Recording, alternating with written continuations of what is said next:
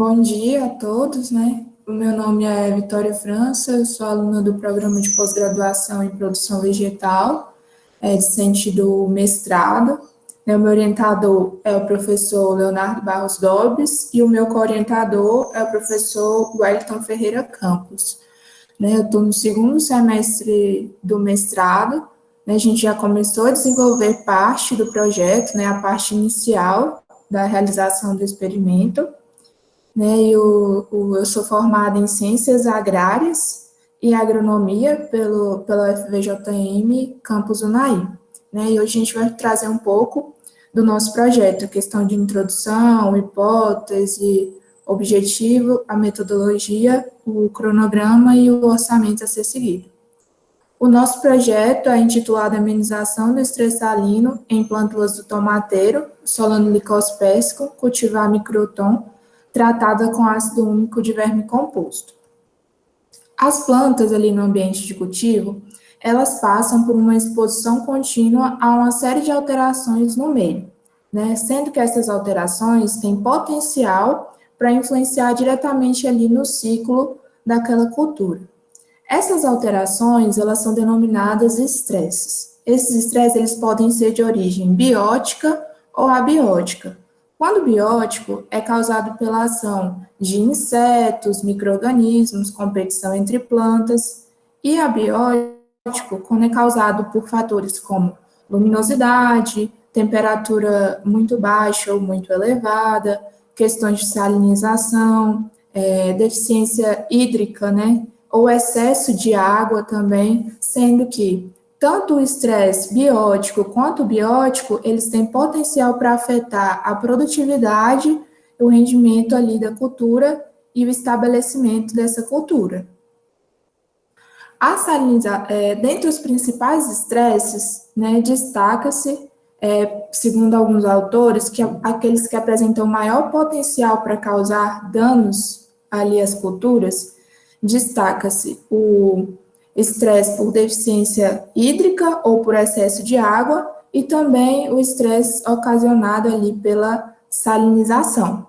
né? Sendo que a salinização, alguns autores estimam que até 2050 tenha mais de 16,2 milhões de hectares de solo que já tenham passado ali por esse processo de salinização, e alguns autores, né, estimam que a taxa de ocorrência de salinização em áreas cultivadas e em áreas irrigadas ocorre ali numa frequência, né, de aumento, numa taxa de cerca de 10% ao ano, né, de aumento da ocorrência desses solos que passam ali por esse processo de salinização.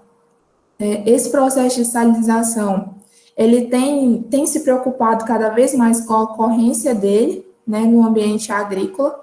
isso devido a ser um potencial ali, um processo potencial que possa ocasionar ali uma ocorrência de uma insegurança alimentar, e pode ser também um dos principais entraves da atualidade em relação a influenciar diretamente a produtividade agrícola mundialmente. A salinização, esse processo, ele afeta tanto a planta quanto o solo, né? No solo, vai afetar características físicas e químicas, e na planta vai acabar afetando processos fisiológicos, né? No solo, vai ocorrer ali a diminuição da aeração, vai afetar as partículas, a movimentação das partículas, vai afetar também a movimentação da água, a disponibilidade de nutrientes, e na planta vai afetar processos fisiológicos, né? Vai ali afetar o processo diretamente ou indiretamente, processos fundamentais, vai influenciar diretamente no metabolismo, na fotossíntese, na absorção de água, na absorção também de nutrientes, vai afetar ali o funcionamento de enzimas e compostos, além de influenciar diretamente na produtividade, no rendimento e na qualidade do produto final. Ali, em resposta a essa condição de salinização, a planta vai desencadear uma série de respostas, né, a essa condição, vai ser desencadeada a resposta fito-hormonal, vai ocorrer o acúmulo de nutrientes como nitrogênio e fósforo, que são fundamentais ali para processos dentro da planta, vai ter exclusão de íons, como por exemplo o sódio, né, que é tóxico, vai ter alteração da membrana, vai ter todo um ajuste osmótico, a síntese de osmólito, né, a síntese de compostos e enzimas antioxidantes, ou seja, a planta vai desencadear todo um processo ali de resposta a essa condição, que vai proporcionar ali, pode proporcionar um processo de tolerância e adaptação da planta àquela condição de estresse, dependendo do estado, né, vegetativo em que ela se encontra, e também dependendo da taxa ali de salinização. E já em algumas situações em que existe uma alta concentração de sal naquele ambiente, a planta não vai conseguir desencadear ali um processo de resposta que responda ali promovendo uma tolerância e adaptação e vai acabar tendo a morte da planta ou a diminuição ali da produtividade ou do rendimento da cultura. Então, tem se estudado cada vez mais atualmente métodos e medidas para serem colocados ali, aplicados no ambiente agrícola, para atuar diretamente em situações de estresse ali, ocasionados na planta devido ao estresse salino, para poder minimizar os riscos, né, e evitar com que ocorra esse processo de insegurança alimentar e também que não ocorra esse processo que afete a produtividade agrícola mundialmente. A cultura do tomateiro, né, o Solanum lycospécico, é uma cultura da família das solanáceas, né, uma dicotiledônea, de poste arbustivo, que apresenta os frutos ali com tamanho e formato variado. A coloração vai de amarelo, laranja, a vermelho até cores mais fortes. O ciclo de vida ali da cultura varia em função da cultivar, de condições edafoclimáticas e de solo, né? É uma cultura bastante importante no cenário da economia brasileira e também é uma das principais olerícolas importantes tanto no Brasil quanto mundialmente. Cada vez mais os produtores e os profissionais ali dentro da cadeia produtiva do tomateiro têm se preocupado com a ocorrência ali de alterações nas características edafoclimáticas de solo e de ambiente de cultivo, né? Isso devido que qualquer alteração que ocorra ali em qualquer um desses fatores vai afetar diretamente na produtividade, no rendimento e na qualidade do produto. Né? Em relação a essas condições de alterações no solo, tem se preocupado com a questão da ocorrência de salinização, né, dentro ali do ambiente de cultivo. Isso porque a cultura do tomateiro é considerada uma cultura que tolera moderadamente, ali, as concentrações de sais. No entanto, quando essa concentração é superior a 70 milimolar ali de sal, já vai começar a ter a ocorrência, né, o desencadeamento de efeitos negativos ali pela planta. Isso porque vai ocorrer a redução da germinação, do vigor, do crescimento, além da redução da densidade estomática, do número de folhas, vai ter uma alteração do sistema radicular, além de ocorrer ali também um processo de indução à senescência, né, que vai acabar afetando ali graves, desencadeando respostas negativas ali na cadeia produtiva, né. Além dessas cultivares de tomateiro, tem também, né, as cultivares mutantes, que são aquelas que apresentam ali alterações no metabolismo ou respostas variadas em relação a alguns fito-hormônios, como, por exemplo, o microtom, né, que ele é uma planta anã, que completa seu ciclo de vida ali de 70 a 90 dias, que é cultivada em menor quantidade ali de substrato e apresenta tanto frutos quanto sementes viáveis mesmo em condições de substrato menores. O diegetrópico, ele apresenta baixa sensibilidade à auxina, né, no qual ele apresenta crescimento diegetrópico do caule e das raízes. né, apresenta menor concentração, menor quantidade de folhas e frutos. O outro mutante é o Neverripe, ele apresenta baixa sensibilidade ao etileno, mesmo quando tratado com etileno, ele não apresenta a tríplice resposta, né? E o fruto, ele apresenta, quando maduro, a coloração amarelada, né? Então, tem se estudado esses novos mutantes também para entender as respostas, né, desencadeadas pela planta em condição de estresse, né? De maneira geral, tem se estudado bastante a questão de salinização nas culturas. Isso porque o processo de salinização, ele afeta diretamente as características genéticas e em respostas fisiológicas ali desencadeadas na planta, e já foi verificado que ao longo do tempo, devido a essas condições, o processo de salinização afetar essas características genéticas e fisiológicas, as medidas que vêm sendo tomadas, biotecnologias aplicadas, ao longo do tempo, elas vão perdendo o efeito e não vai promovendo mais ali um processo de tolerância e adaptação pela planta, né? E pela cultura tomateira apresentar toda essa importância econômica, né, pela alto volume produzido e social pela alta geração de empregos, né, cabe cada vez mais estudos para entender como funciona esse processo de salinização na cultura do tomateiro, quais as respostas desencadeadas pela planta e quais as novas medidas, né, que podem ser aplicadas ali dentro do sistema produtivo para minimizar a ocorrência de qualquer possível ali efeito negativo, né, de redução de produtividade, de rendimento e qualidade do produto. Né, tem se estudado a engenharia de fito-hormônios em relação a essa condição de estresse salino ali, né, quais as respostas desencadeadas por esses fito-hormônios, né, já é verificado que os fito-hormônios, além de proporcionar ali, de atuar em questões como crescimento, amadurecimento, senescência, proporcionando ali uma série de respostas, também é verificado que os fito-hormônios, eles atuam possibilitando um desencadeamento de respostas, proporcionando um alívio ao estresse salino. Já é verificado as respostas por hormônios como auxina, etileno, ácido jasmônico, ácido abscísico, giberelina e citocinina, desencadeando uma resposta de tolerância ali, alívio, proporcionando um alívio à planta ao estresse salino. Como, por exemplo, em condição de estresse, o etileno ali proporciona a homeostase do sódio, a troca de nutrientes ali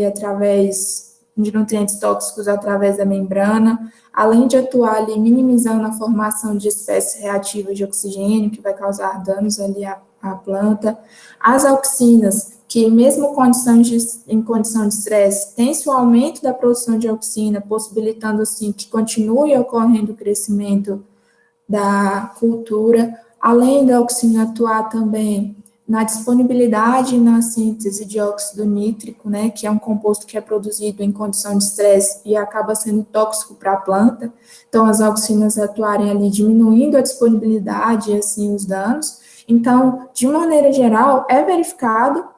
né, a resposta dos fito-hormônios em condições de estresse proporcionando alívio ao estresse salino. No entanto, as respostas desses fito-hormônios variam em relação à cultura, né? A resposta do fito-hormônio varia ali em relação à cultura e varia também em relação à concentração de sal que tem ali presente, né? Então, a engenharia de fito-hormônios, apesar de existir bastante estudo e pesquisa sobre isso, cabe cada vez mais estudos para poder entender, né, e proporcionar uma maior compreensão ali da atuação endógena do fito-hormônio, especificamente na cultura do tomateiro, em condições de estresse, né, para entender qual vai ser a resposta fito-hormonal, qual fito-hormônio vai desencadear a resposta ali, né, qual vai ser a resposta desencadeada e como vai ser a resposta ali em condições de estresse mais elevados, né, em que se tem uma maior concentração de sal. Além disso, tem estudado também a utilização de biotecnologias aliado a bioestimulantes, né, como as substâncias úmicas, e como esses podem atuar proporcionando ali uma situação, uma condição de alívio ao estresse, né, as substâncias úmicas, elas são macromoléculas heterogêneas, né, agregadas, que são formadas a partir de reações complexas, né, que ocorrem ali a partir de alterações químicas e biológicas que ocorrem na matéria orgânica, seja essa matéria orgânica do solo, da água, de sedimentos ou em outros depósitos, pela ação de micro-organismos. As substâncias úmicas, elas são de grande relevância, pois elas representam a maior porcentagem da matéria orgânica, né, presente ali no solo, na água,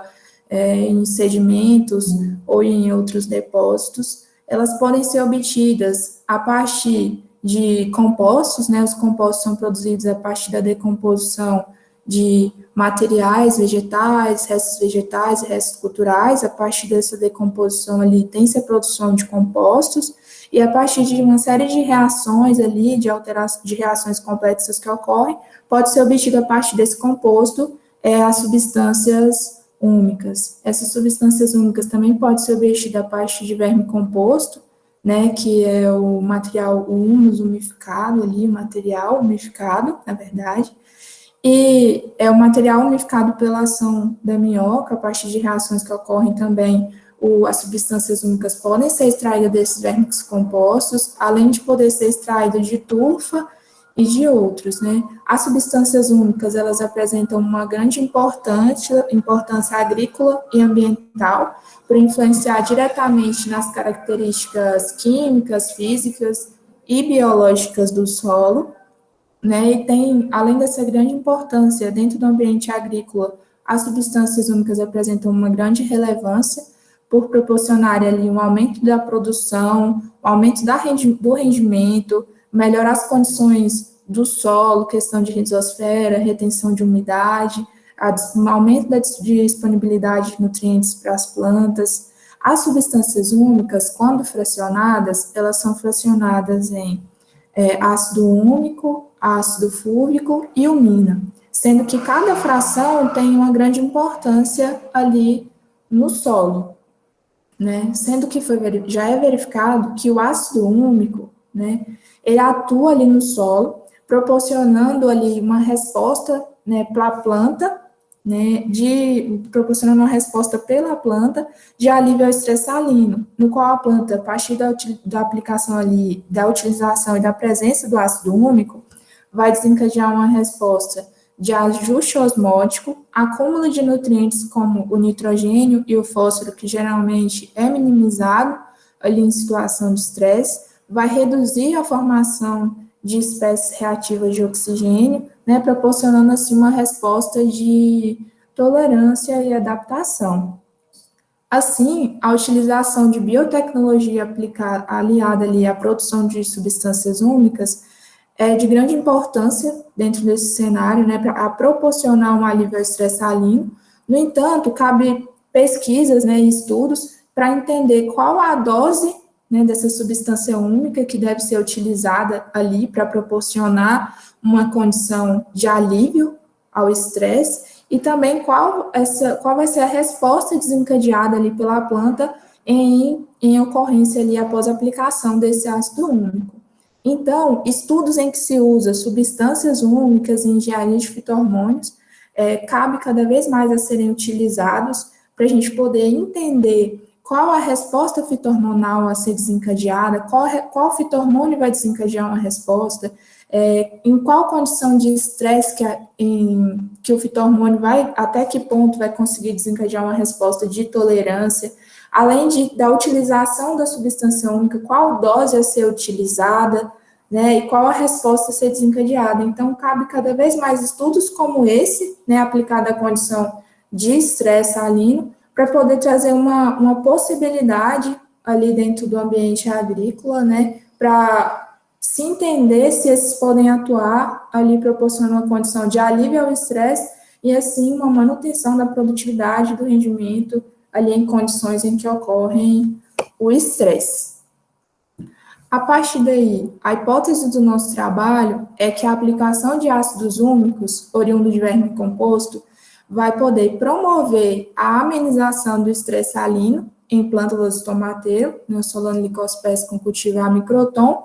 E a outra hipótese é que os tomateiros mutantes, né, hormonais, o diegotrópica e o Neverripe, eles vão estabelecer respostas diferentes aos tratamentos, né, o que vai proporcionar assim, a obtenção de informações importantes quanto aos efeitos hormonais em condições de estresse. O objetivo do trabalho é avaliar a capacidade de ácido úmico isolado de vermicomposto em amenizar o estresse salino em plântulas do tomateiro, né, o Solanolicospécie com cultivar microtom, e em seus mutantes, o Diegotrópica e o Neverripe. O objetivo específico é realizar ensaio com diferentes concentrações de ácido úmico, para se obter a concentração de ácido úmico que melhor proporciona um incremento ali na resposta do vegetal, realizar ensaio com diferentes concentrações de sais para obter a dose que vai causar efeito ali na planta sobre as características avaliadas.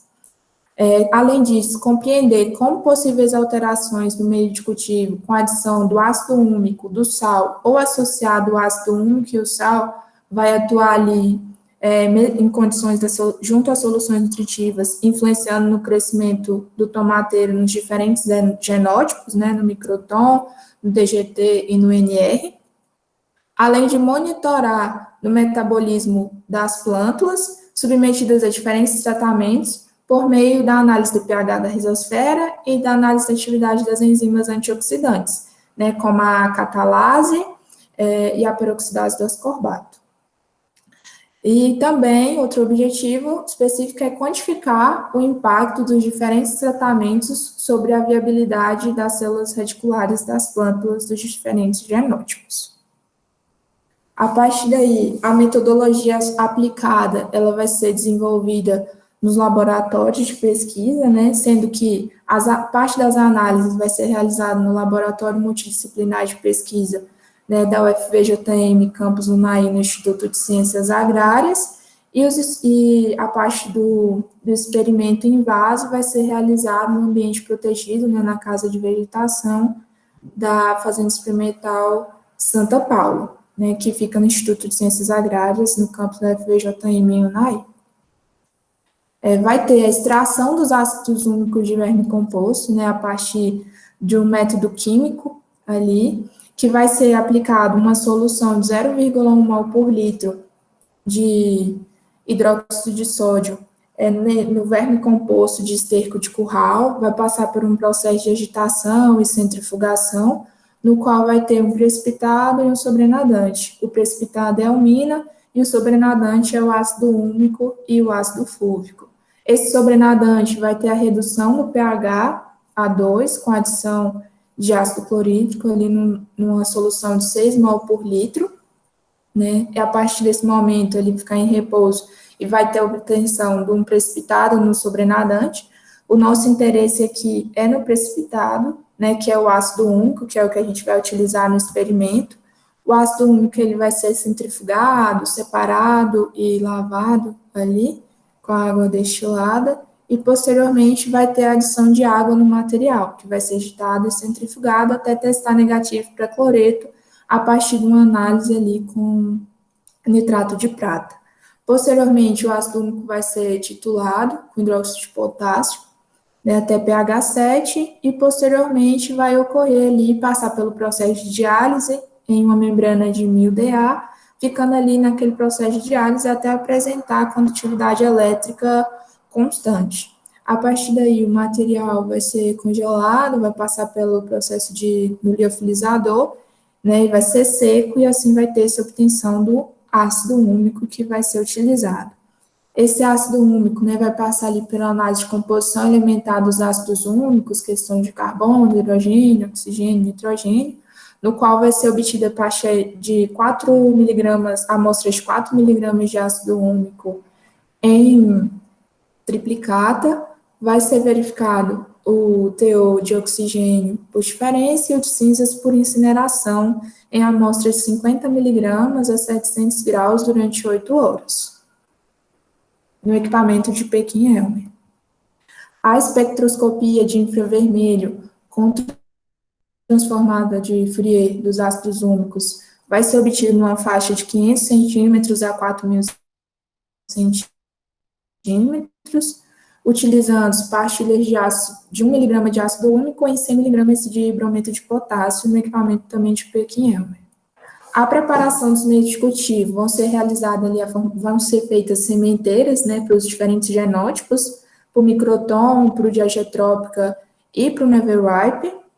sendo que vão ficar ali em substrato numa proporção de 1:1, vão ficar nesse sistema durante 7 dias, e após esses 7 dias vão ser transferidos para os vasos de Leonardi, segundo Santos e colaboradores em 2009. Sendo que na parte superior, né, vai ficar o substrato na proporção de 1:1 e vão ser transplantadas as plântulas após 7 dias para essa parte de baixo vai conter a solução de cultivo. A preparação da solução de cultivo vai ser segundo Rogland e Arnon, né, em 1950, com algumas modificações de acordo com as exigências nutricionais do genótipo. Vão ser preparado com meia fosciônica e as fontes vão ser micronutriente, ferro, nitrato de cálcio, nitrato de potássio, fosfato de amônio e sulfato de magnésio. Vão ser colocadas ali medidas cada nutriente ali de acordo com a quantidade de solução que vai ser preparada, em água destilada, homogeneizada, posteriormente ajustado o pH e vai ser abastecido os meios, né, de cultivo. Vão se ter 2 experimentos pilotos e posteriormente o experimento geral. O primeiro experimento piloto é em relação ao ensaio preliminar das concentrações respostas ali do ácido úmico, para obter a melhor concentração de ácido úmico que respondem o maior incremento ao crescimento vegetal. As plântulas elas vão ser conduzidas em sementeiras ali durante 7 dias e posteriormente vão ser conduzidas para os vasos de Leonardi, em que vai ter a condução do experimento, no qual os tratamentos vai ser o controle contendo apenas solução nutritiva, o T1 com 0,1 milimolar de carbono por litro, o T2 com 1 milimolar de carbono por litro, o T3 com 2 milimolar de carbono por litro, o T4 com 4 milimolar de carbono por litro e o T5 com 8 milimolar de carbono por litro, sendo que vai ser conduzido ali durante 20 dias, e após esse período, as plântulas vão ser retiradas ali dos tratamentos, vão ser retirados fósforos para fazer a comparação da arquitetura radicular, sendo que vai ser analisado o número, o tamanho ali, o número, o comprimento, a área, a densidade e a massa seca do material, sendo que vão ser 5 repetições por tratamento e 3 plântulas por vaso. O outro experimento piloto é em relação à melhor concentração de sal ali que vai apresentar a resposta, né? É a concentração tóxica de NaCl. Vai ser realizado da mesma forma que o outro, né? As plantas vão ser conduzidas em sementeiras, após o período de 7 dias, vão ser transplantadas pelos vasos de Leonardi, né? Com o objetivo de verificar o efeito nas plântulas sobre concentrações crescentes de sal. A condução também ali vai ser no período de 20 dias, e os tratamentos vão ser o controle, com apenas solução nutritiva, o T1 com nenhuma dose de sal, o T2 com 50 milimolar por litro de sal, o T3 com 100 milimolar por litro, o T4 200 milimolar por litro e o T5 400 milimolar por litro de NaCl. E a dose ali escolhida vai ser a menor dose que causa efeitos significativos sobre as características avaliadas, né, que vai ser avaliado, ali vai ser tirado foto, assim como no outro, avaliada a arquitetura reticular, em relação ao número, comprimento, área, densidade e massa seca. Outro experimento, né, o experimento geral, vai ser para determinar o potencial de ácido úmico, atenuando ali a condição de estresse pela presença de cloreto de sódio. Vão ser realizadas ali as plântulas do tomate, vão ser realizada a formação das sementeiras, né, com os genótipos transplantados para as vagens de Leonardi, né, e os tratamentos vão ser o controle, apenas com solução nutritiva, o T1 com substância úmica ali, com a melhor dose que causa melhor resposta ao incremento vegetal, o T2 com a concentração de sal ali com a menor dose que cause efeito sobre as características avaliadas, e o T3, que é a associação da melhor dose de ácido úmico e da menor dose que causa efeito sobre as características avaliadas. A condução vai ser durante 40 dias e, posterior a isso, vão ser realizadas as análises. Após esse período de 40 dias, né, as plântulas vão ser retiradas dos tratamentos, lavadas, colocadas em fundo preto, vão ser retiradas as fotos, né, que vai ser realizado ali toda a análise no equipamento, no programa EasyRiso. Né, vai ser avaliado tanto o sistema radicular quanto a parte aérea. No sistema radicular vai ser verificado o número, comprimento, área, densidade e massa seca, e da parte aérea vai ser verificada a área foliar. Né, após ser retirado as fotos, vai ser cortada a parte aérea da parte do sistema radicular para ser pesado e verificado a massa fresca. Posteriormente, vão ser encaminhados ali, colocados em sacos de papel e etiquetados, ficando numa estufa nos 65 graus durante 48 horas, e vai ser verificado a massa seca, tanto da parte aérea quanto do sistema radicular. Vai ser realizado também a análise bioquímica das atividades das enzimas antioxidantes da catalase da peroxidase do ascorbato. Né? Primeiramente, vai ter a obtenção do extrato enzimático bruto, que vai ser obtido a partir da maceração das raízes e das folhas em nitrogênio líquido. Posteriormente, vai ser homogeneizado em uma solução ali com tampão de fosfato de potássio, EDTA, PMSF e PVPP. Filtrado em gases, centrifugado, e vai ser obtido o extrato enzimático bruto. Né, a partir daí vai ter a análise da enzima da catalase, né, que vai ser obtida a partir da espectrofotometria a 25 graus, uma relação tampão contendo fosfato e 2,5 ml de peróxido de hidrogênio, e a reação vai começar a partir da adição do extrato da planta e a atividade da decomposição do peróxido de hidrogênio. A partir do momento ali, né, que ocorrer a absorvância de 240 nanômetros a 2 minutos ali contra o peróxido de hidrogênio em branco analítico. Vai ser realizada também a análise da peroxidase do ascorbato, que vai ser ali por espectrofotometria 200 nanômetros. A mistura da reação vai conter tampão de fosfato de potássio, ascorbato, EDTA, peróxido de hidrogênio e extrato em banho de água a 30 graus, sendo que só vai ser adicionado o peróxido de hidrogênio na hora da análise. Vai ser verificado o pH da rizosfera, né, usando o indicador de bromecrosol, no qual as plântulas vão ser colocadas em placas de Petri, contendo o indicador roxo de bromecrosol, com pH 5,7, no qual, posteriormente, só as raízes vão ser tratadas com uma solução de água ou de ATRALF1, e, posteriormente, ali meia hora, vão ser tiradas fotos, né, e vão ser verificados o pH da rizosfera. A viabilidade das células reticulares vai ser verificada a partir ali utilizando azo de Evans, segundo proposto por Graças e colaboradores em 2016, com algumas modificações. As raízes vão ser colocadas em placas de Petri, adicionado azo de Evans ali durante 15, vai ficar em 15 minutos, mas vai depender da proporção ali. Posteriormente, vai ser lavada com água destilada e realizada uma incisão de 0,5 centímetro na raiz, que vai ser congelada e, posteriormente, em tubo plástico e analisado. Posteriormente, vai ser adicionadas raízes 1 ml de dimetil sulfóxido, após uma hora verificada ali no espectrofotômetro a 600 nanômetros. Vão ser retirados fotos a partir do microscópio óptico e vai ser visualizado ali e quantificada a ocorrência de células viáveis e não viáveis.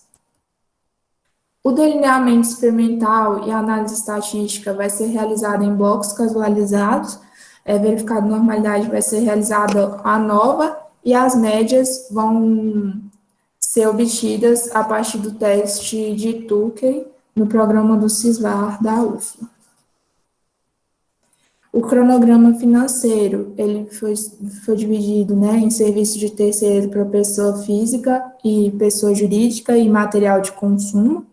no qual para a pessoa física vai ser destinado para diária de passagem, para eventos, né, e para despesas para realização de análises e treinamentos de novas técnicas de laboratório. O de pessoa jurídica vai ser para análises que não podem ser realizadas no laboratório multidisciplinar de pesquisa e também para a manutenção de equipamentos no laboratório que vão ser utilizados, como centrífuga, liofilizador, e também para publicação. O material de consumo vai ser destinado ali para a utilização de reagentes, diversos reagentes específicos, né, para análises químicas e espectroscópicas, e também para demais materiais de consumo, girando ali um valor de R$ 15.000. O cronograma de tarefas, né, primeiramente, a revisão biográfica, disciplina escrita do projeto, ficou de agosto de 2020 até agosto de 2022. O experimento piloto de ácido úmico, a disciplina escrita do projeto, fica de janeiro a julho de 2021. O experimento piloto 2, que é a dose de sal, e as disciplinas de março a julho de 2021. A condução experimental e algumas disciplinas de março a dezembro de 2021. A seleção e coleta de dados, ela fica para todo o ano de 2021. A caracterização morfológica das plantas vai ficar de março a dezembro de 2021. A caracterização bioquímica, pH da rizosfera e a viabilidade das células fica de março de 2021 até fevereiro de 2022. A tabulação final dos dados e análise estatística fica de janeiro de 2021 até fevereiro de 2022. Outras análises que vão ser realizadas e a participação de eventos fica de agosto de 2021 a fevereiro de 2022. A redação da dissertação e resumos expandidos ficam para o primeiro semestre de 2022 e a defesa para agosto de 2022. Essas são algumas referências utilizadas para fazer o projeto, né? Obrigada a todos.